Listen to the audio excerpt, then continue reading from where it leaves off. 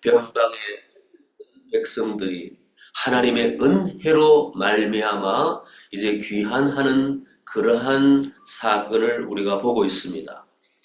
첫 번째 귀환이 있었고, 두 번째 지금 귀환이고, 이제 세 번째까지 3차 귀환이 이루어지는데, 이제는 이 모든 일들 가운데에 하나님께서 어떻게 우리가 사람이 볼 때에 마치 배후에서 누군가가 참으로 열기와 입김을 불어내고 세찬 바람으로 영향력을 미치는 것처럼 흩어졌고 고통받는 이 백성들을 향하여 하나님은 역사하신다는 것을 우리는 볼 수가 있습니다. 생각해 볼 때에 그 고토에서 참으로 70년 또 그 이후에 또 2차 귀환까지 지금 오늘에 이르기까지 어떻게 그 많은 세월들을 이제 하나님 없이 하나님을 모시지 못한 채 그들이 살았는데 어떻게 그들은 본국으로 돌아갈 수 있었을까? 우리가 생각해봐도 이것은 기적에 가까운 것입니다. 예루살렘에 가봤자, 이스라엘의 땅에 가봤자 그 페르시아 제국만큼 그렇게 좋을 수는 없었을 것입니다.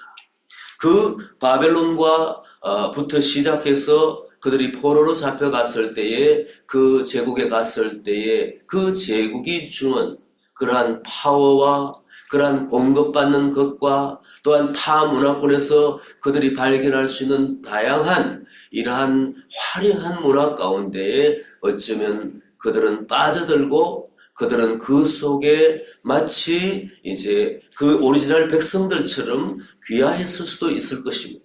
그러나 어떻게 이스라엘 백성들은 이렇게까지 공동체로 연합하여 마치 군대 조직처럼 그곳에 파견되었다가 다시 명령을 따라 그대로 짐을 싸가지고 군대 말로 하면 군장과 총기와 이 모든 것을 다 가지고 다시 자신의 그 원래 있었던 그 기지로 돌아올 수 있을까 하는 이러한 생각을 해봅니다.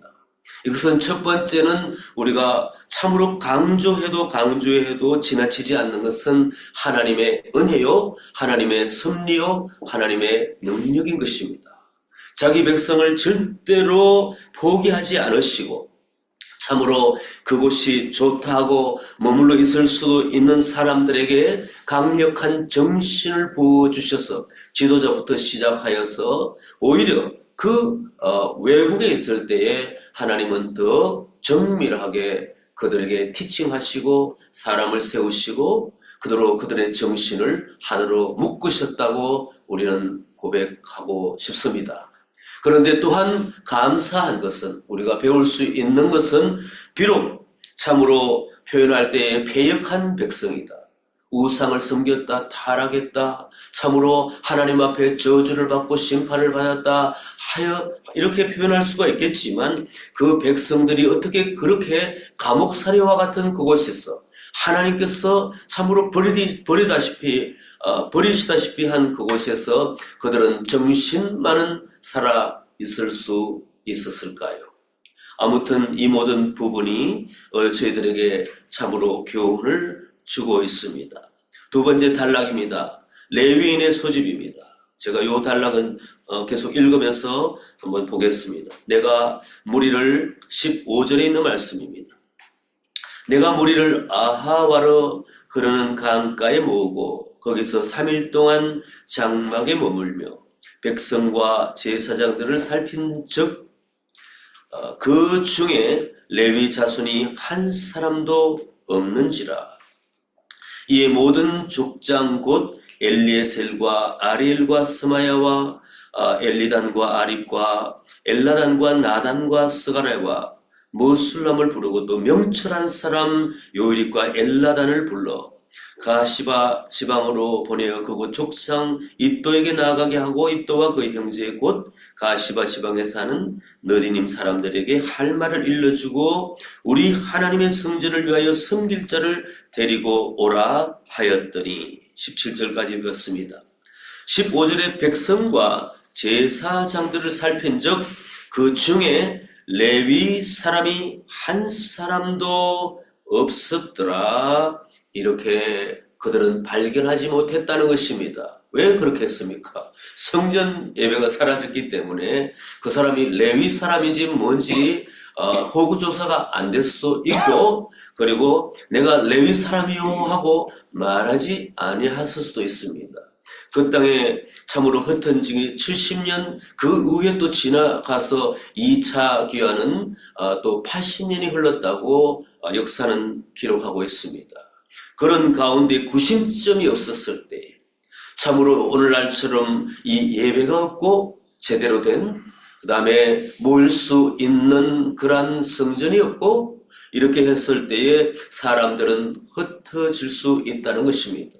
첫 번째 단락에 그럼에도 불구하고 참으로 사람들이 응집하여서 본국으로 돌아온 것은 대단한 일이지만, 그 속에 참으로 마음의 중심에 하나님 앞에 나아갈 수 있는 그러한 시스템이 없었기 때문에 그들은 한마디로 말하면 각자 도생을 했다는 것입니다. 그리고 공동체적으로 서로 말을 하고 연합하면서 그 속에 어른들은 아이들에게, 참으로 첫 번째 세대는 넥스트 제너레이션에서 애를 써가면서 유대인의 정체성을 지켰다는 것이겠죠. 이런 가운데에 이제는 백성과 제사장들을 살펴봤을 때에 그 중에 레위 사람이 한 사람도 없었다고 했습니다. 그런데 우리 하나님의 성전을 위하여 섬길 자를 데려오라고 그렇게 또 각방으로, 참으로 각 곳으로 데리고 오도록 그렇게 명령하고 분부하고 그러한 운동을 했습니다. 왜냐? 돌아가면은 이제 하나님을 섬겨야 되니까. 그때에 18절에 굉장히 중요한 말씀이 나옵니다. 우리 하나님의 선한 손에 도움을 입고, 우리 하나님의 선한 손에 도우심을 입고 하나님께서는 이제 일하기 시작하였다는 것입니다. 사람들은 알지 못하도 하나님은 아신다는 것입니다. 하나님은 머리털까지 다 세시기 때문에 누가 누군지 아신다는 것입니다. 물론 기도했겠죠. 참으로 하나님 앞에 간구하며 참으로 이 모든 예배를 섬길 수 있는 레위 자손을 찾기 위하여 도모했을 때에 하나님께서는 도와주셨다 한 말씀으로 우리가 표현할 수 있겠습니다. 그 중에 명철한 사람을 데려오고 또 세레베와 그 아들들과 형제 80명과 하사와 모라리 자손 중 여사와와 그의 형제와 그의 아들들의 20명을 데려오고 다윗과 방백들이 레위 사람들을 섬기라고 준 느디님 사람 중 성전 일꾼은 220명이었는데 그들은 모두 지명받은 이들이었더라. 아멘. 여기까지가 오늘 본문의 마지막입니다. 여기서 볼 때에 하나님께서는 하나님이 꼭 필요한 사람을 세우신다는 고백을 우리가 할 수 있겠습니다. 여기에서 참으로 레위 사람들이라고 하면 오늘날로 말하면 하나님 앞에 예배하고 하나님의 교회를 세울 수 있는, 그리고 교회의 영적 부흥을 가져올 수 있는 적임자를 말하는 것입니다. 여기에 앞에도 명철한 사람, 뒤에도 명철한 사람이라고 했습니다. 하나님이 주신 그 명철을 지속적으로 소유하고 있는 사람, 스스로 명철한 사람이라기보다는 하나님께서 예비해 두신 사람, 우리가 이렇게 해석해 보면 그것이 맞지 않을까 저는 생각합니다. 하나님께서는 이 시대 가운데에도 하나님이 꼭 필요한 사람에게는 지혜와 명철을 주시면서 하나님이 키우고 계십니다. 교회 안에서도 하나님이 보존하고 계시다는 것입니다. 어떤 프로젝트를 할 때에 누가 하나님을 위하여 일어날고 하였을 때에 반드시 각 사람의 심령 가운데에 하나님이 주시는 지혜와 명철, 이것은 똑똑한 말을 말하는 것이 아니고 하나님을 알고 하나님을 인식하고 하나님께 반응할 수 있는 그러한 정신이 있는 사람이라고 우리는 해석해 볼 수가 있다는 것입니다. 이 사람들이 우리가 되면 좋겠습니다. 하나님께서는 참으로 이 사람들을 세우셨다. 이미 예비하고 계셨다. 이러한 고백을 해볼 때에 우리가 참으로 교회에서 목회자들이나 또한 교회의 중직자, 직분자분들이 어떤 일을 하고자 할 때에 누구를 찾을까 하고 기도부터 해야 된다는 것입니다. 하나님께서 우리 하나님의 선한 손에 도우심이 있을 것이라는, 과거에도 그랬고 지금도 더할 것이라는 고백 속에 하나님 앞에 참으로 그러한 동력자를 위하여서 우리는 기도해야 된다는 것입니다. 사람을 붙들고 아무리 말해봤자 그 사람은 자신의 계획이 있습니다. 그리고 그가 무슨 말인지 깨닫지 못합니다.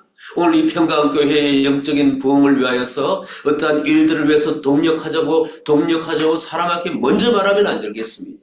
기도하고 참으로 하나님 앞에 무릎을 꿇고 나아갔을 때에 하나님은 참으로 우리 가운데 알지 못하는 가운데 예비하고 계시는 하나님이십니다. 그리고 어떠한 일을 위하여 기도할 때에 하나님 이 일에 누가 동력자가 되면 좋겠습니까? 할 때 하나님은 생각나게 하신다는 것입니다.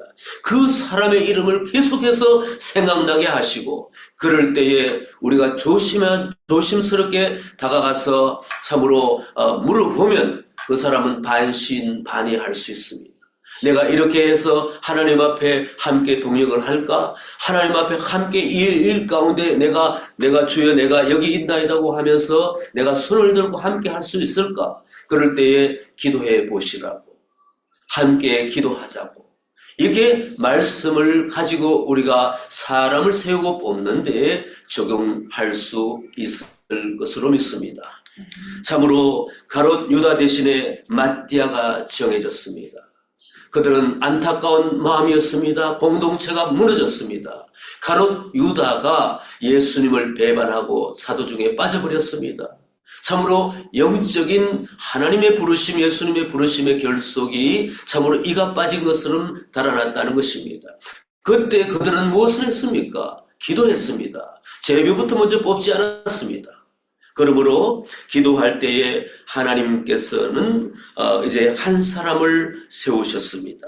사도행전 1장 23절에 26절의 말씀입니다. 그들이 두 사람을 내세우니 바세바라 하는 요셉이요 별명은 유소도요 하나는 마띠아라 하여 이르되 무슨 사람의 그들이 기도하여 이르되 무슨 사람의 마음을 아시는 주여. 무슨 사람의, 성경이 이렇게 표현되는데 사람의 마음을 아시는 주여. 이 두 사람 중에 누가 주께 택하신 바 되어 봉사와 및 사도의 직무를 대신할 자인지 보이시옵소서. 그리고 제비를 뽑아 마띠아를 얻으니 그가 11사도의 수에 들어가니라.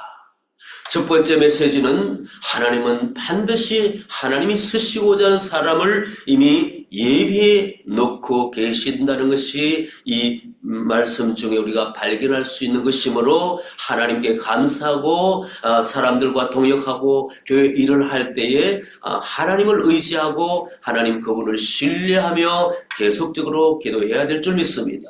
두 번째, 그렇다면 하나님께서는 반드시 사람을 우리들에게 보여주시고 생각나게 해주시기 때문에 우리가 다급한 마음으로 마치 구걸하듯이 사람들에게 계속하여서 되지도 않는 그런 해당되지도 않는 사람에게 다가와서 계속 이 사람 저 사람 붙들고 말한다가는 하나님 앞에 우리는 잘못된 그 사람을 뽑는 그런 행위인 줄 믿습니다.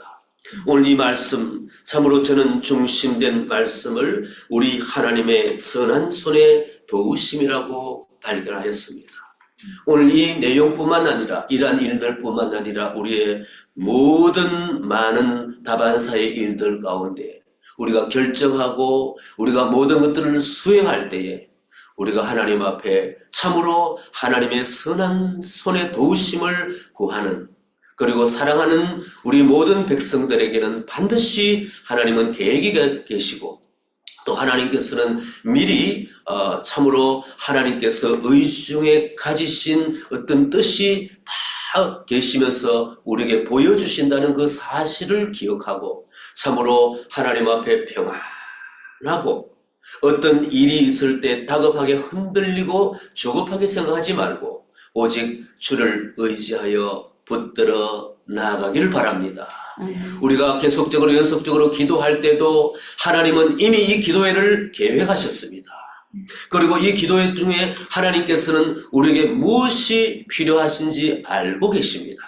그러므로 무슨 다급한 마음으로 참으로 우리가 막 흔들리듯이 그것이 아니라 마음을 정하여 주께 고정하고 주님 앞에 기도할 때에 하나님이 필요한 것은 주시고 하나님이 참으로 응답하실 부분은 다 미리 결정하고 계시니까 우리는 주님만 의지하여 우리가 기쁘고 즐거운 마음으로 그분 앞에 나아가는 것이 굉장히 중요한 줄 믿습니다. 이 말씀의 원리를 따라 오늘 하루도 살아가는 복된 주의 백성들이 저와 여러분들이 되기를 소망합니다. 아멘. 기도하시겠습니다. 살아계신 아버지 하나님, 감사와 찬양을 드립니다. 주께서 예비하신 모든 일들은 참으로 소중하고 귀하고 참으로 하나님 보시기에 아름다우신 줄 믿습니다. 보기에 열악해 보이지만 하나님께서는 그 중에 중요한 일들을 계획하시고 꼭 필요한 사람들을 세우시고 그 중에 저희들까지 불러 모아 세우셨는 줄 믿습니다. 무엇보다도 오늘 이 하루를 시작하기 전에 하나님 앞에 고백하고 싶은 것은 하나님이 전부이십니다. 하나님이 공급자이십니다. 하나님께서 다 대화하고 계십니다. 염려하지 말라. 내 짐을 나게 다 맡기라고 하시는 그 주님의 음성 따라 참으로 의연하게 살아갈 수 있는 한 날이 되게 하여 주시옵소서. 감사와 찬양을 드리며 우리 주 예수 그리스도 이름으로 기도하옵나이다. 아멘.